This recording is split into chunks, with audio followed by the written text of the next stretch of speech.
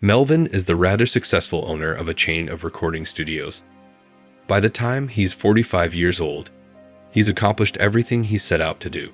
A business that brings in a good income, an expensive car, and a wife who is 15 years younger than him, Jay. They met when Jay was a 20-year-old girl who came to his studio to work as an assistant.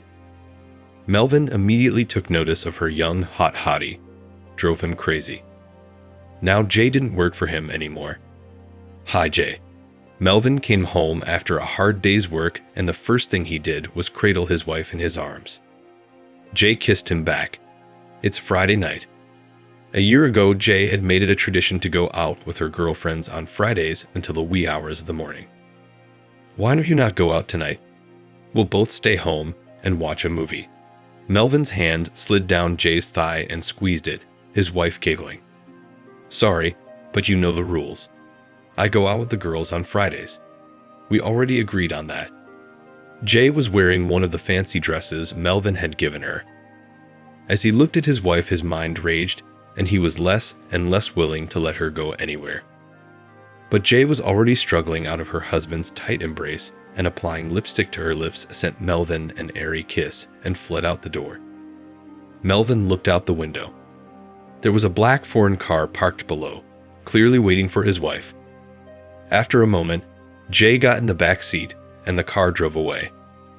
Melvin sighed tonight, like any other Friday night he spent alone. Already by morning, Melvin felt his wife crawl under the covers.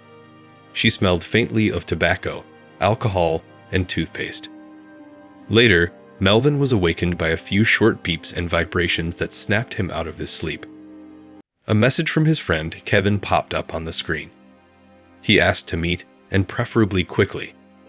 He wanted to borrow before his paycheck again, Melvin thought, so he texted him back to say he was ready to meet him this afternoon at the coffee shop. Melvin was already drinking coffee in the kitchen when a sleepy Jay walked in.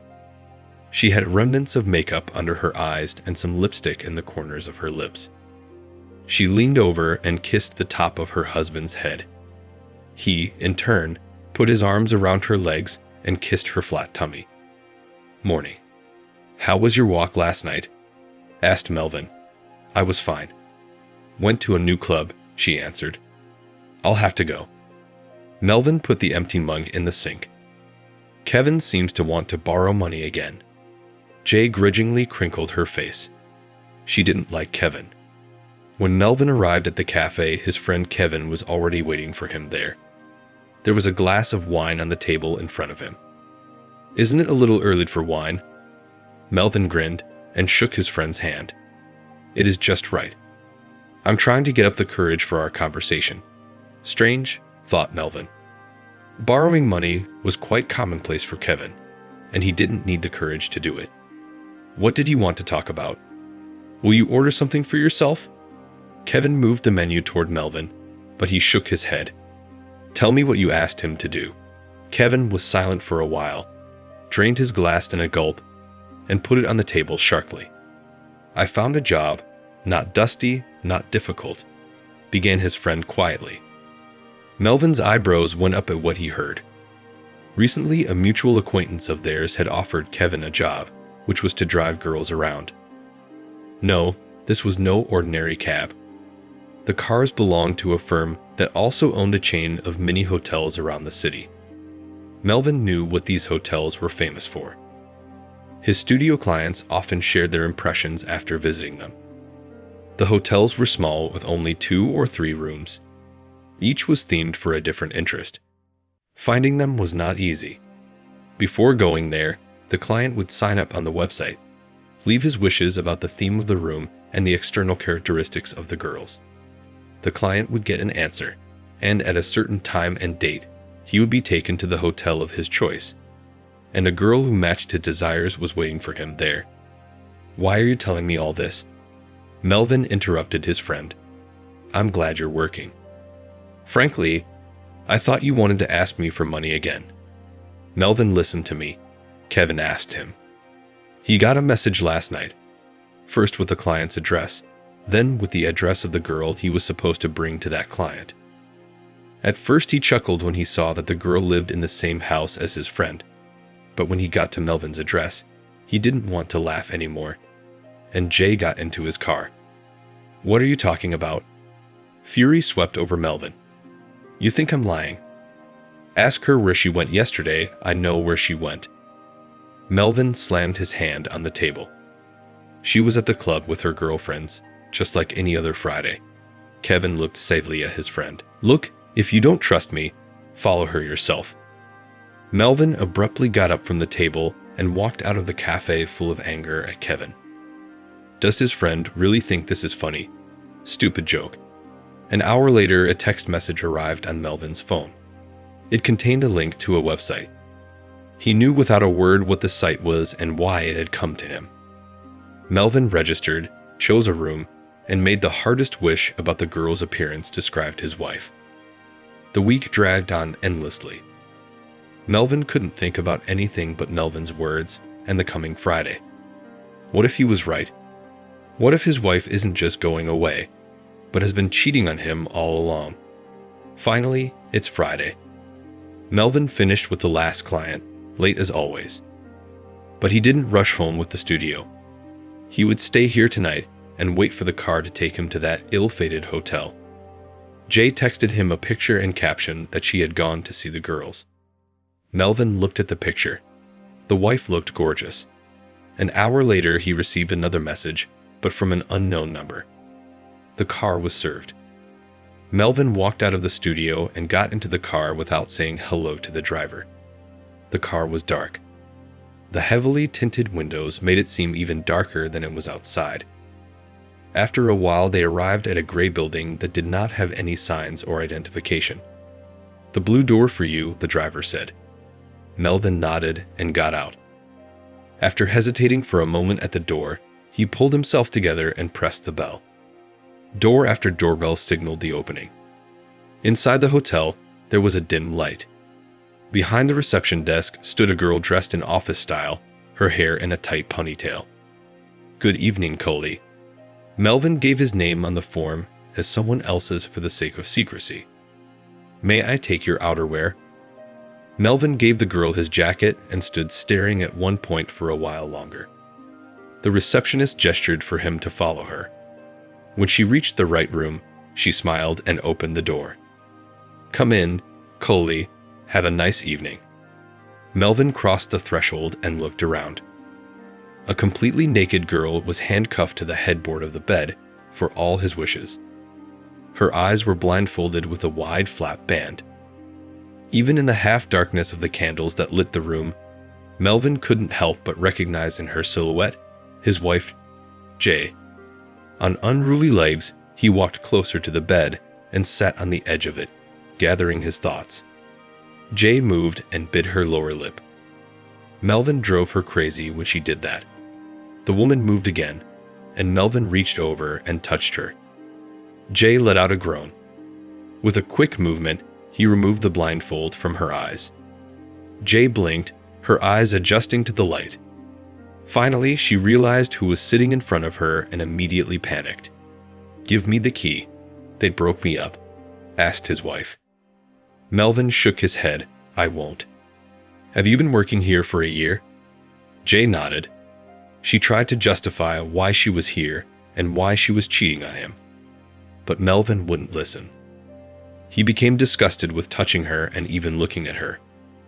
Jay knew that when the truth came out, her husband wouldn't want to talk to her anymore, but she couldn't help herself.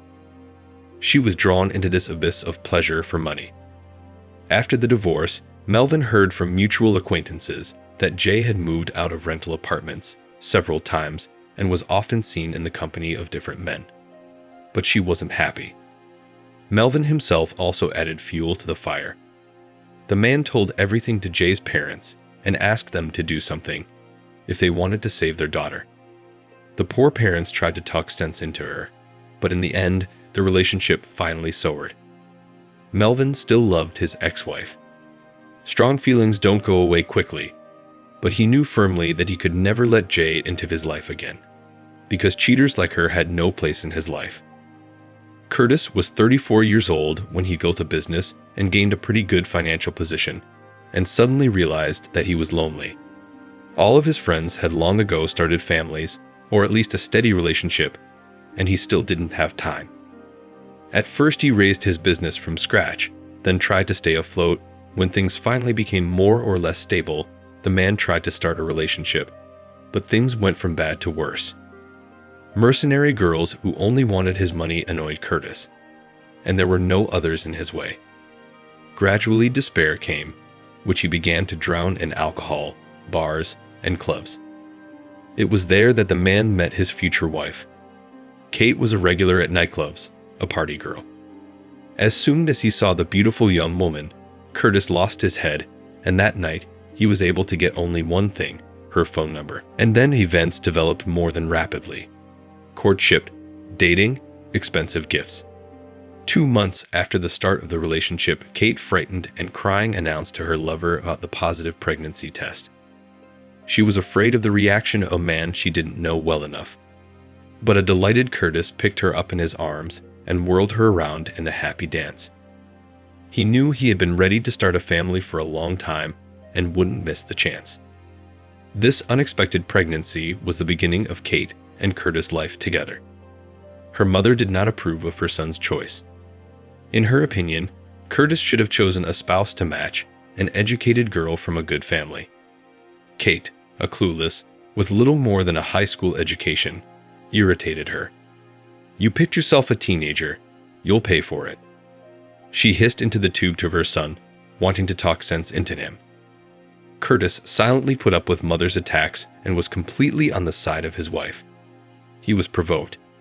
A year after the wedding and the birth of her grandson, the elderly woman broke off all communication with her son's family. The situation did not depress Kate in any way.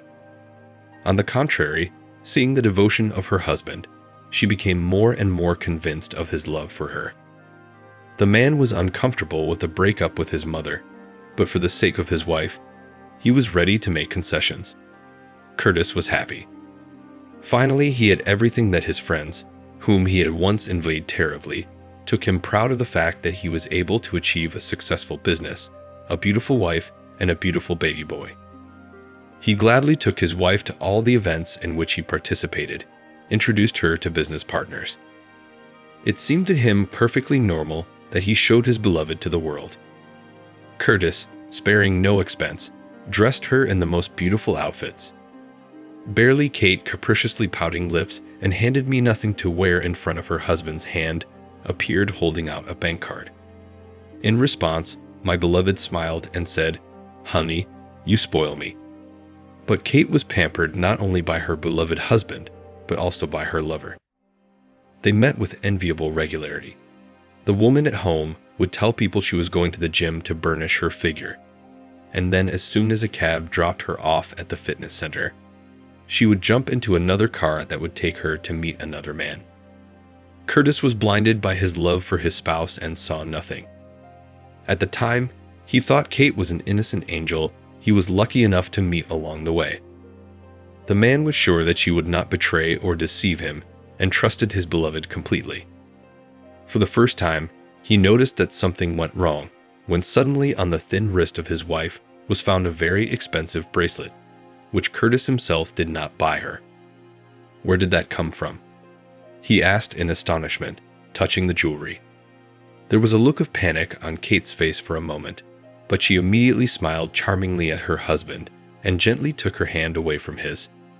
"Yes, Chris gave it to me," Kate said. "Why would Chris share her jewelry? Don't embarrass yourself. I'll buy you one." Suddenly, Curtis got angry. "No, don't do that. She got it from her new man. And she's already had one from another man." The woman went on to explain. Something in her words alarmed the man, but he could not understand what. That day, the warning bell rang for the first time. Curtis began to pay more attention to his beloved. Everything began to alarm him. A bruise that appeared out of nowhere on her buttock, a new thing, frequent meetings with girlfriends, trips to the gym.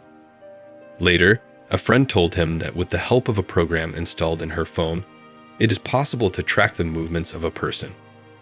After installing it, the man noticed that from the fitness center his wife often went to other places. Almost as soon as the point stops on the map, she immediately starts moving in the other direction. This was the last straw, and Curtis decided to follow his wife personally. Once again, when Kate got ready to go to practice, Curtis rushed after her. There was a cab waiting for him downstairs, which he had called ahead of time. "Behind that car, please, I'll pay extra," he told the driver, and the chase began. Kate, not implying anything wrong, as usual, drove to the gym and, getting out of the cab, got into another car. Curtis knew the car well, for he had driven it more than once himself. Its owner was Costi, Curtis's business partner. Involuntarily, the man's hands clenched into fists. Their car was parked far away and the lovers couldn't see it. "Follow them," Curtis told the driver. The man nodded silently. Curtis wondered where Timur would take his wife, to his home or to an expensive fancy hotel. The scenes presented made the man feel nauseous, and he rolled down the window. His life was falling apart before his eyes. Mom had been right about Kate and everything else. She had, after all, warned the love-blinded Curtis that he would regret taking Kate as his wife. Costi's car pulled into the hotel parking lot. Curtis paid the fare, let the cabbie go, and cautiously followed the lovers. From afar, he watched through the panoramic windows as his business partner confidently put his arm around Kate's waist and kissed her on the temple. The sight made the man's cheekbones cramp up. The lovers left, and the deceived husband burst into the lobby. With a sharp movement, he put some bills on the front desk and asked what room the couple who had just left here were in. "I couldn't tell you," the receptionist mumbled. The boy was about 25. He was startled by Curtis, who looked visibly angry. "Room." He growled and pounded his fist on the countertop. The guy muttered something, but Mark managed to recognize a few numbers in it. Curtis rushed up the stairs to the second floor of the hotel. The man banged hard on the door twice, and then once more his heart pounded more and more each time. Finally, he heard the door open. From the open doorway, a surprised and frightened Costi was looking at him. Behind him, Curtis saw Kate. "Oh, you!" He yelled and lunged at Costi. A scuffle ensued. Kate screamed and cried, and her lover tried to fight off her furious husband. Finally, breathing heavily, Curtis let go of his opponent. He looked at his wife. She was standing crying with mascara smeared on her cheeks and her hair parted. The sight made him ache. On his way out of the hotel, he threw a few more bills to the receptionist. The guy was pale with terror and his hands were shaking. Curtis was just lucky that out of fear the young man forgot to press the panic button. How he got home that night the man did not remember. Neither did he remember how much alcohol he had poured into himself trying to numb the pain. He was met by a sleepy babysitter who had to spend the night with his son. The man collapsed on the floor like a sack and immediately fell asleep. He woke up by lunchtime the next day. The child's happy cries made his head hurt, and the smell of freshly cooked soup made him sick. Nanny met him in the kitchen, and Curtis was overcome with shame, but the woman did not show it. Gathering all his strength into a fist, Curtis kicked his spouse out and filed for divorce.